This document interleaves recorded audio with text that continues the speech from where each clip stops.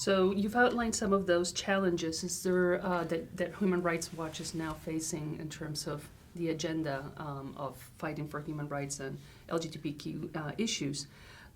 Are there any developments that give you hope?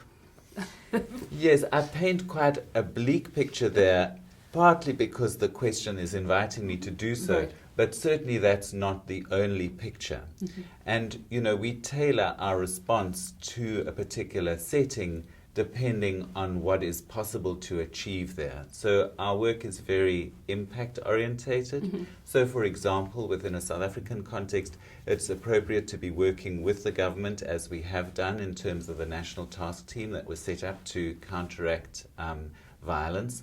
And I think there we've seen real progress of finally, after a long time in which the national task team was somewhat dormant, somewhat ineffectual, is we see government departments being brought together. We see a coordinated effort to do what is possible to address violence. More could be done, but there are steps that have been taken. I think that also in sometimes unexpected contexts, one needs to look at gradual progress and not necessarily dramatic changes, but small and significant changes. And I'm going to cite a couple of examples from sub-Saharan Africa, because often there's a spotlight on sub-Saharan Africa as being particularly homophobic. Now, in the last 18 months, we've seen 3 court cases that, to me, are very promising. One is in Botswana, which gave the right of an organization, Legabibo, Lesbians, Gays, Bisexuals of Botswana, to register as an organization. It's been something that they've been attempting to do for some time, and their application has been rejected because there's also a sodomy law in Botswana. So it's seen to be promoting illegal activities. But the court is drawing correctly a distinction between the law and freedom of association, the right to freedom of association. So that's an important case that is under appeal, so the end result still remains to be seen. But a similar case in Kenya, in which there was a very good judgment that also allowed a group there, the Kenyan National Gay and Lesbian Human Rights Commission, to register, despite the refusal of the NGO entity that's responsible for registration. And that was a very significant, very broad judgment that again asserted the right to freedom of association.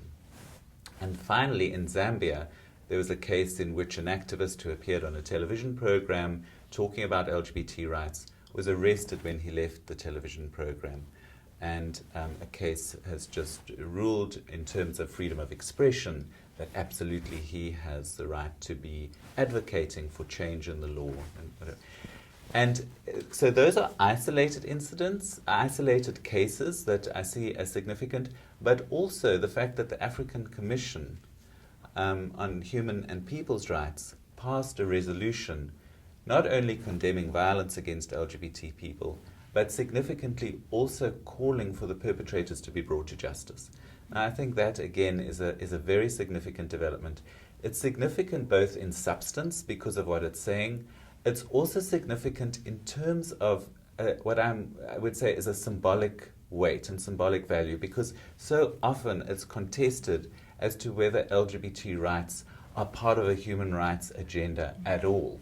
And of course they are, and this is part of an insistence of that. And I'm going to move then from that regional context to say that there are 2 resolutions at the UN Human Rights Council that have been particularly significant for similar reasons. The resolutions themselves are pretty mild in terms of the fact that really they're just calling for further studies and further investigation.